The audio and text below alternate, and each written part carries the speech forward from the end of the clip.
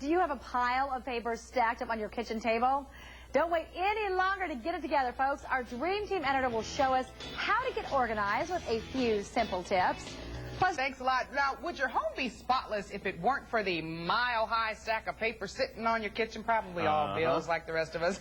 Now, there is a solution. Dream Team organizing editor Brenda Prinzavalli is here to explain. Brenda, I don't think there's anybody on the planet who doesn't have that stack because nobody wants to go through it. Everybody has to deal with paper. Yeah. So what we're going to talk about today is instead of dealing with what you keep, it's eliminating some of it from coming into your life and reducing the flow. Then it's easier to manage what you do have to keep. Edit. 4, 3, 2, 1. Hit it, Brenda. First thing we need to do. The first thing that we need to do. Well, you know, the first thing is try and stop it from coming into your life. Okay. And there's a really great website, stopjunk.com. So in other words, just toss the bills in the garbage and don't pay them? Well, that would be a nice thing to do, but you know, I think they'd come knocking for Right. you.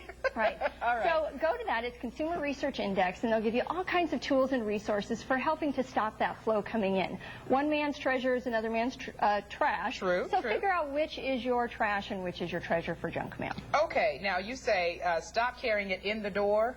Right. Make sure that you're actually not bringing things home that then you just have to deal with. Okay. But picking up flyers and just really set yourself up so that you're not bringing a whole lot of things in that you have to manage later. And see, that sounds really simple, but in our busy lives, our day-to-day lives, we're bringing things home from work, sitting them down on the kitchen table, moving on. You know, so Exactly. that's a really good point. Exactly. Okay, you say scan and save. Right. You know, for the things that you don't really have to have the original document of, you just want to have a copy of that information.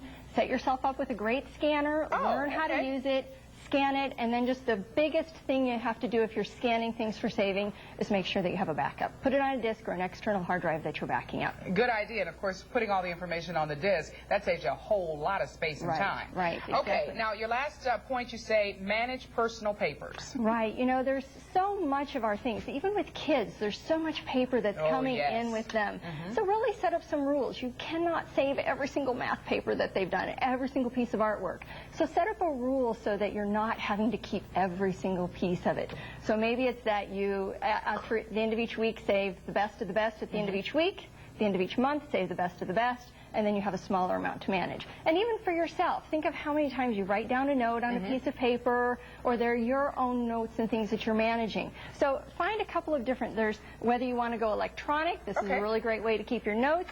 Maybe it's having just a simple one-page per item that you're doing, a phone number, an appointment. Okay. Or if you need to divide it, then get one that has little dividers on it. Okay, that makes a whole lot of sense. Again, simple, but we don't think about it because we're always too busy. Brenda, thank you so much. We appreciate it. All right, and you can get a hold of Brenda and the rest of our Dream Team members by logging on to our website at fox5vegas.com and just click on more. Right?